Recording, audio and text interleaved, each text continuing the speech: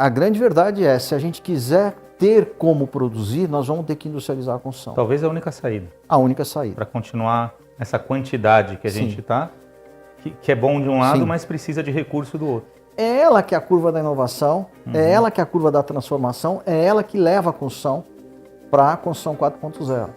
Mas ela é a mais difícil. Por quê? Porque o investidor não investe, não gosta de investir em construtecs que estão antes da entrega do MVP. É um problema que eu sofro hoje na Natal, né? Eu acho que, inclusive, no Brasil, tem os melhores pedreiros do mundo de alvenaria, né? Nossa alvenaria dá para deixar ela aparente, né? É difícil ver isso em outros países. Sim.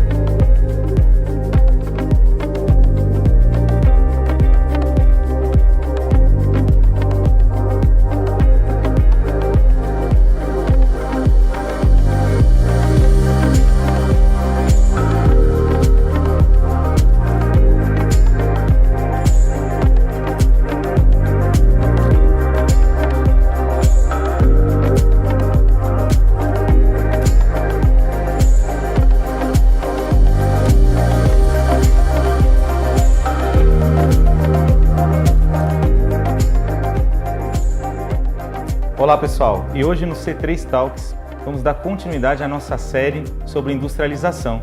Estamos recebendo aqui hoje o CEO da Aratal, Paulo Oliveira. Mas antes da gente iniciar nosso bate-papo, se inscreva no canal e deixe seu like para a gente continuar produzindo esses conteúdos aí de alta qualidade. Tudo bem, Paulo? Tudo bem, Alexandre, é um grande prazer estar aqui. Eu sei que você tem uma trajetória já muito conhecida na construção civil, né? Foi diretor de grandes empresas. E hoje até da casa aqui do C3, é embaixador de construção industrializada. Mas para quem não te conhece ainda, eu queria que você contasse um pouquinho aí de quem é o Paulo Oliveira. Tá bom. Bom, sou engenheiro civil, né? Como você, me formei no sul de Minas e eu passei os primeiros 20 anos da minha carreira profissional na indústria. A maior parte desse tempo dirigindo operações, né? Multinacionais, nacionais, voltadas para fabricação de produtos químicos para construção, né? Fosroc, Denver, Sika, né? Mas até vale a pena fazer um parênteses, porque antes disso, na verdade, meu início em São Paulo foi na Falcon Bauer, né? Fui contratado pelo saudoso Dr. Luiz Alfredo Falcon Bauer, né? E de lá que eu fui para a indústria. E, né, nessa época da Bauer, eu trabalhei com recuperação, reforço e proteção de estruturas de concreto, que era, de fato, a área que eu tinha me especializado e, né, fiz um estágio com o professor Paulo Helene, então tem uma história, só gente boa, né? Tem uma história com ele, grande amigo também, um guru, né? E depois desses 20 anos de indústria, eu cheguei a ser presidente da Associação Brasileira da Construção Industrializada, e depois desses 20 anos de indústria, colocando essas empresas para crescer, né? Projetos grandes de reestruturação, sempre trazendo tecnologias novas para o Brasil, né? Eu cheguei à conclusão que eu queria atuar como engenheiro civil em operações de engenharia, construção e corporação, mas que empilhar tijolos não seria a minha praia jamais, né? E tive a felicidade de ir para a Método, né? Na Método eu fui diretor de negócios, estruturei lá os processos reestruturei os processos de Fast Construction, né? Dirigi a Método Fast, dirigi hotéis e hospitais, depois fui diretor de engenharia e tecnologia da Método, que é tudo que vem antes e depois da produção. Montei a primeira célula de BIM na indústria privada brasileira lá, né? Em 2008.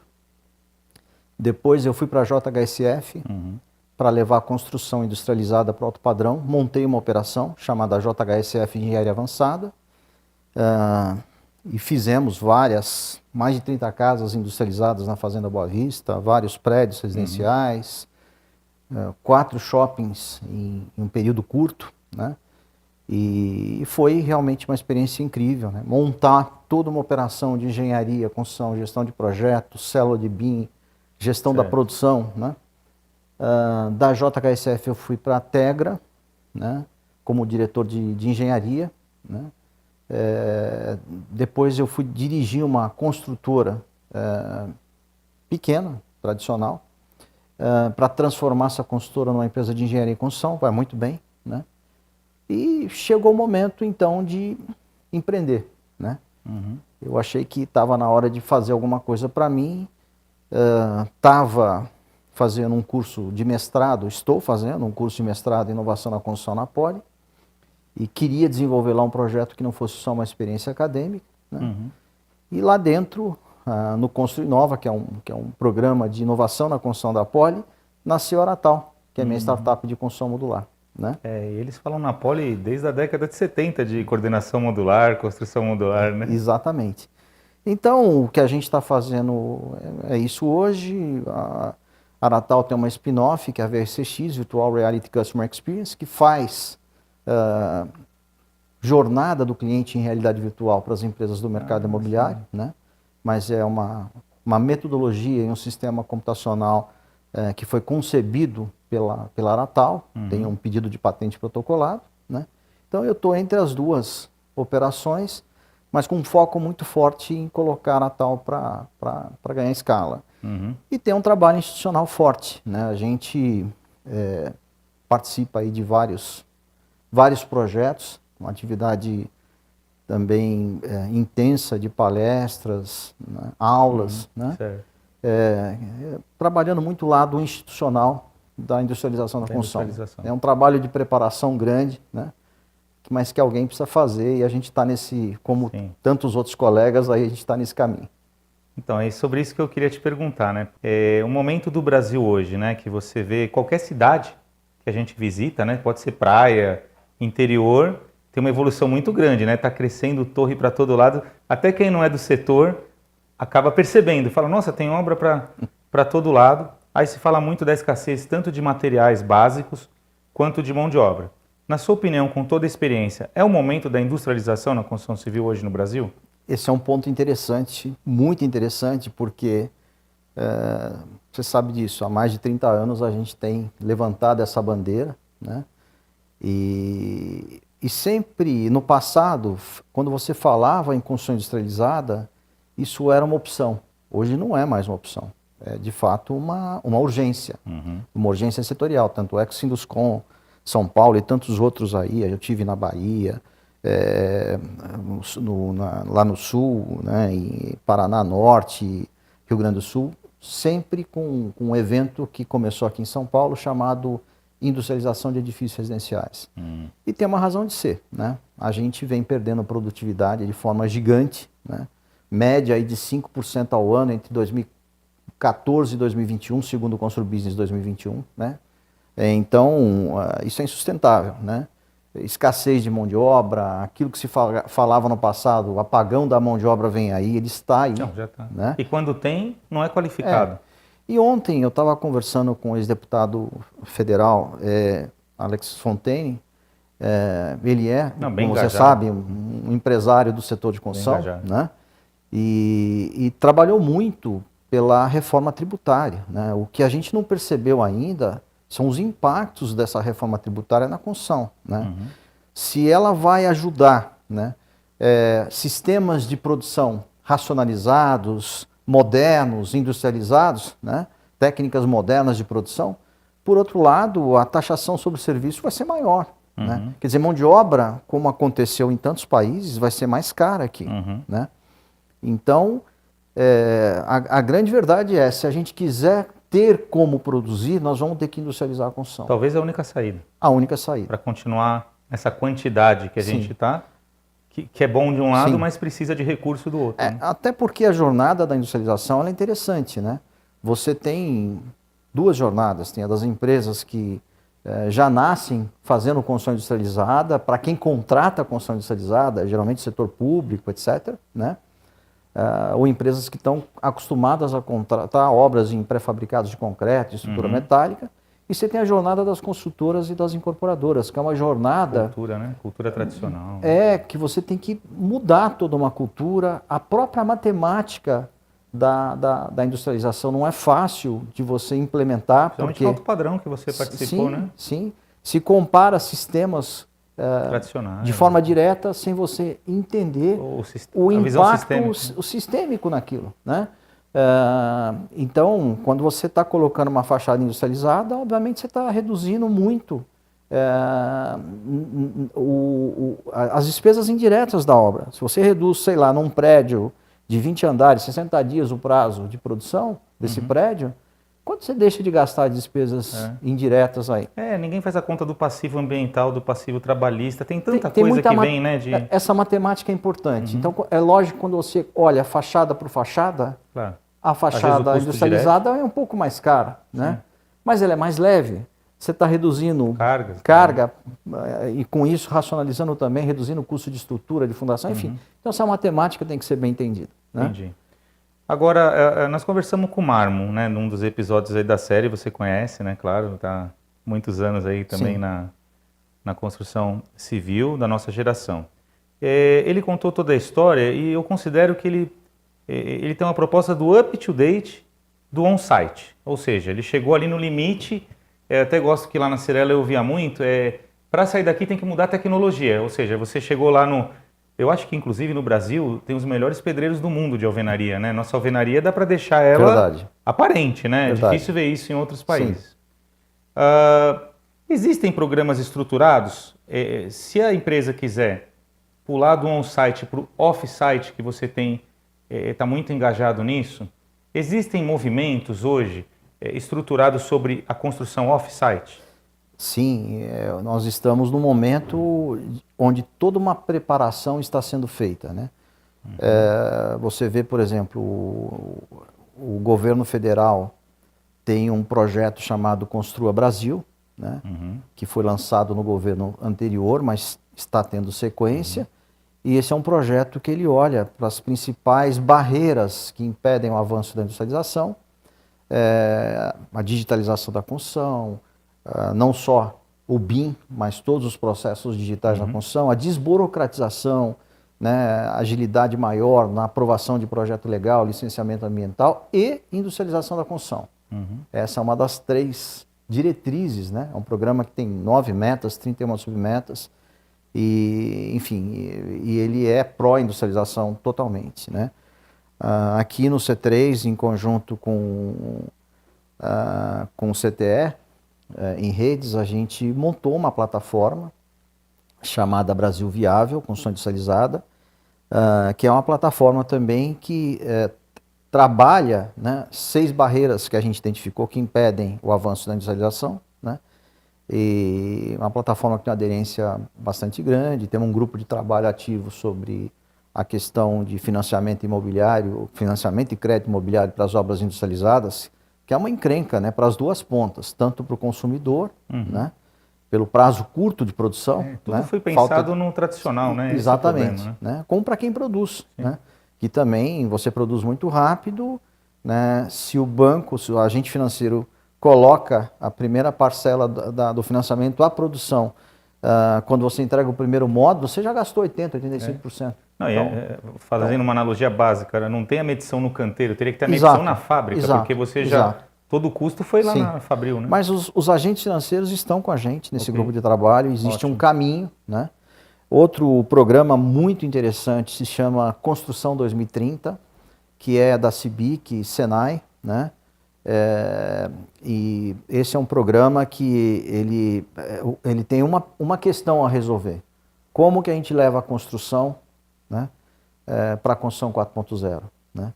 E é até bastante interessante em que estágio esse programa está hoje, né? Eles desenharam qual é o status do avanço da construção no Brasil rumo à industrialização. E você tem 2 curvas, né? Uma curva da digitalização, né, que é uma curva que ela começa alta, bem tracionada, depois é uma curva S invertida, ela muda a inflexão e vai lá, acaba paralela, quase que no zero lá nas abscissas, e chega no canteiro digital, cuja figura é muito interessante, é um robozinho empilhando tijolos, que é uma coisa que absolutamente não faz sentido. É inviável, né, para a proposta hoje, né? Mas por que isso acontece? Porque o digital, ele tem um appeal, né? Então os investidores gostam, os MVPs são menores, né? Você não mexe com os processos processos de produção das construtoras tradicionais, que são aplicativos, Sim. são sistemas de melhoria da mais fácil a gestão, implantação. de controle, exatamente. Né? Então você não tira ninguém da zona do conforto e ele vai sozinho. Né? E vai dar algum resultado. Exato. Algum resultado traz. Exato. Pelo menos evidenciar Exato. o que está errado vai trazer. Exato. Né?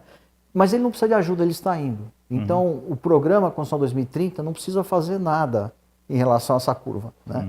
A outra é uma curva que ela parte quase que do zero nas abscissas, ela é uma curva S inversa da primeira.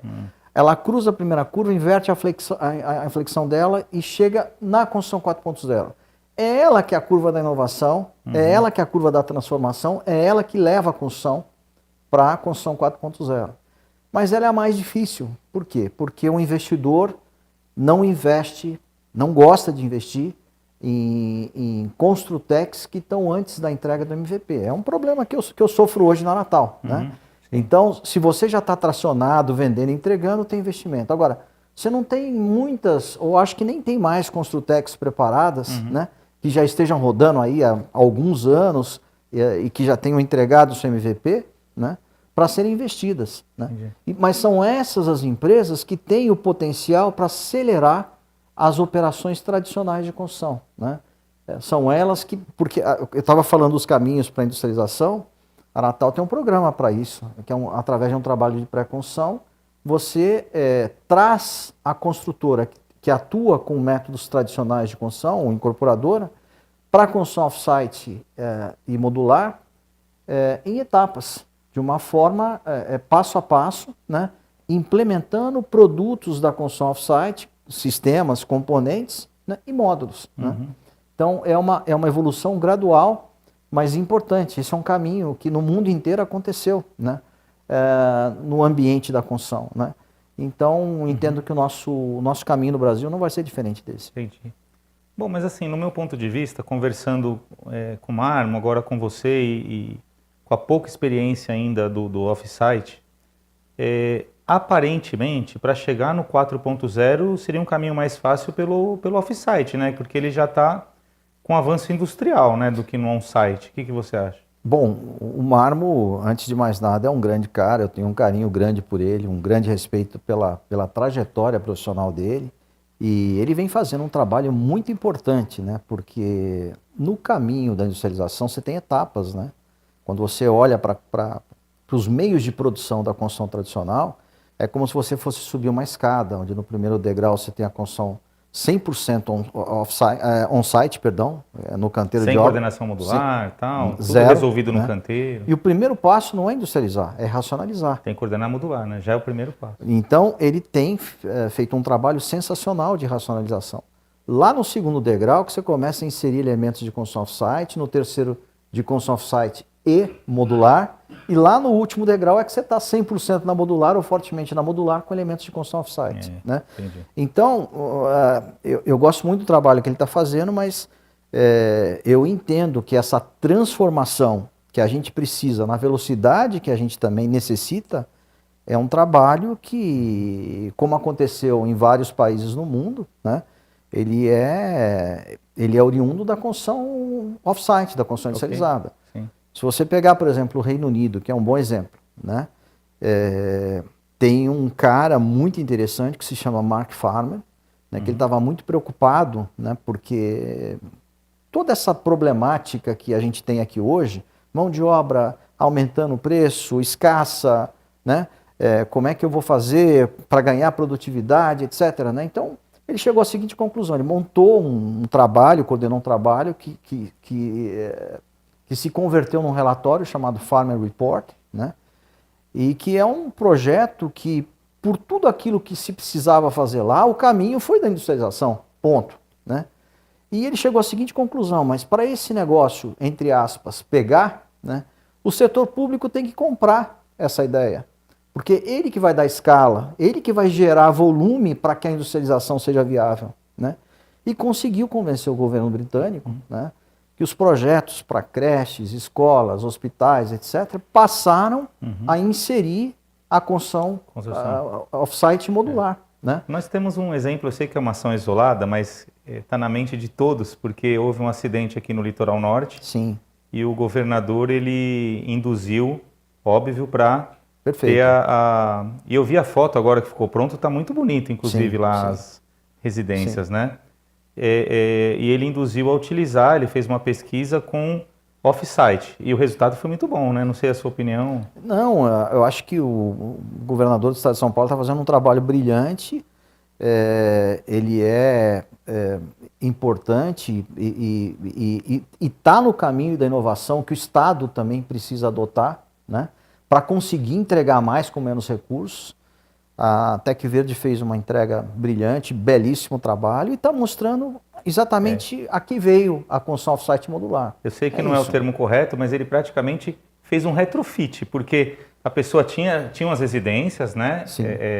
A maioria de interesse social, Sim, enfim, numa área de risco. Sim. E se você vê a foto do antes e o depois, agora o que eles estão recebendo, além de esteticamente bem agradável, né, funcional e com qualidade, né, Paulo? É uma habitação que ela atende todos os quesitos da norma de desempenho. Né? Então, entendo que a qualidade de vida da população que está recebendo essas moradias, coitados, passaram por uma situação absurda, né? Sim. Perda de vidas e tudo mais. É rápido, né? Sim, né? Mas é um problema. E aí que está. Acho que para o setor público tem uma lição a ser aprendida aí também, né? Num período de 4, 5 anos de governo, né? Se você vai adotar projetos em construção industrializada, você vai entregar muito mais, né? Porque é 50% do prazo ou menos do que uma construção tradicional, então você vai conseguir entregar muito mais projetos. Então, e outra, né? Com previsibilidade de custos e prazos, que não é uma característica da construção tradicional. Então, se você olhar para essas coisas todas, só tem benefício.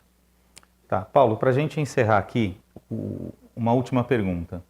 O on-site é bem pensado, bem planejado, esse exemplo que o Marmo trouxe, em relação ao off-site, na sua opinião, vantagem e desvantagem, assim, o que você vê? Tem espaço para os dois?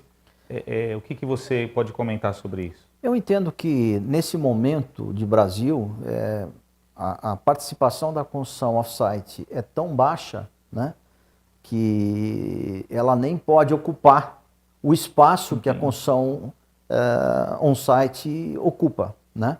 Esse é um trabalho gradual, é um trabalho que tem que ser acelerado, o país precisa disso, tem espaço para os dois, né? Obviamente, se vamos fazer construção on-site, vamos fazer construção racionalizada, bem planejada, a pré-construção existe para as duas áreas, tanto para o tradicional como para o industrializado, e é importante para isso, né?